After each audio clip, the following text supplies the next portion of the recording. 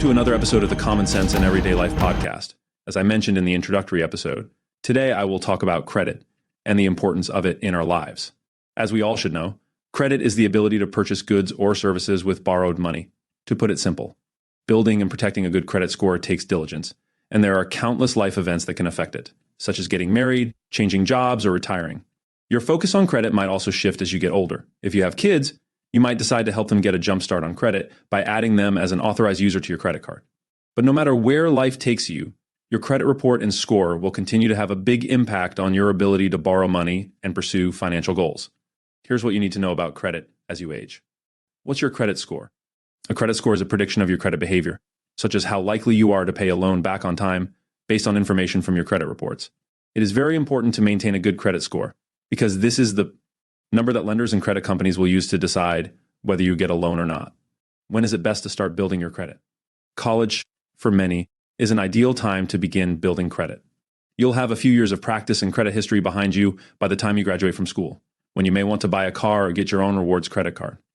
Ideally, while in college, you'll build positive payment history on an account that doesn't come with a lot of risk of accruing debt.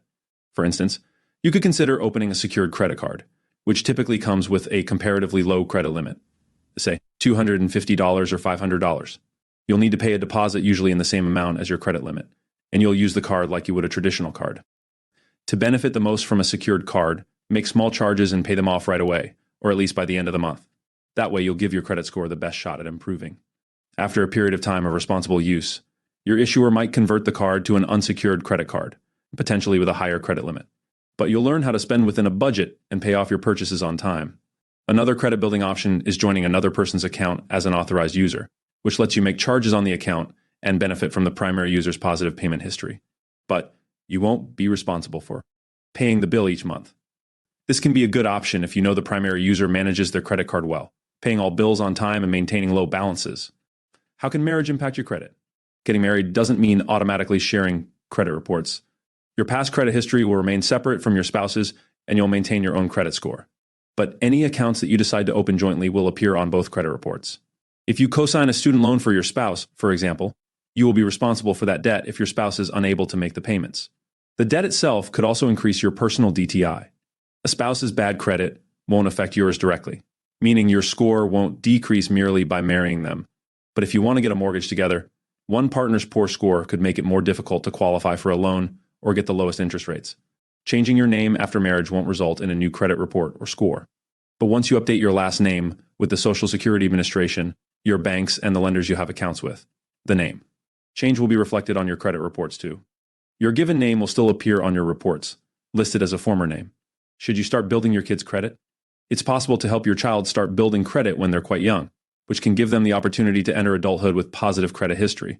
Several credit card issuers allow teens and young adults to become authorized users on their parents' credit cards, which can help responsible high school and college students learn about credit early. But consider your child's maturity level and understanding of saving and budgeting before providing them the opportunity to make purchases on a card that you'll have to pay off. Having kids can affect your own credit, often indirectly. You may take on debt for a larger house, take out student loans for your children, or pay for increasing expenses with a credit card. According to Experian analysis, the more children a consumer had, the more debt they carried. But consumers with 4 or more children also had higher credit scores than those with 1, 2, or 3 children, according to the analysis. Monitoring your credit closely and making payments on time can prevent periods of high debt loads from leading to poor credit. Does divorce affect your credit? Just like getting married, getting divorced in itself does not directly affect your credit score.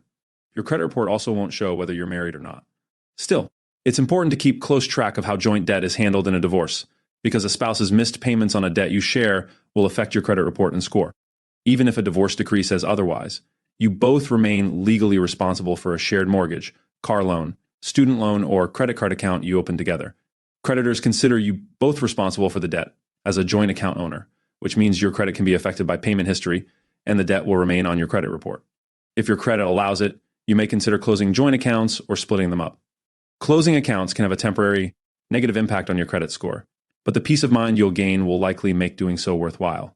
In the 9 community property states, Arizona, California, Idaho, Louisiana, Nevada, New Mexico, Texas, Washington, and Wisconsin, debt that one spouse took on during the marriage is considered joint debt, which can make both spouses responsible for it if they divorce. Understand the rules in your state and discuss with a lawyer your options for making an agreement to divide up your debts. Credit over a lifetime.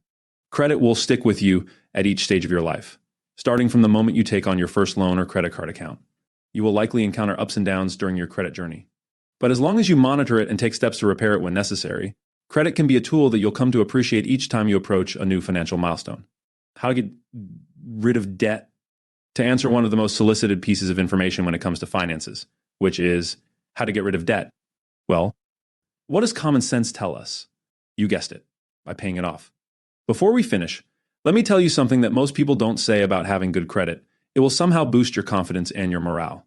This is as a reward that you get for being financially stable and being able to make sound decisions when it comes to spending. Furthermore, it gives you the luxury to not only get your needs, but also your wants. That is for today. For any questions, you can leave a comment. If you like the content, please like and subscribe. Also, let me know what topics you would want me to talk about. In the next episode, we will be talking about modern dating. See you in the next one.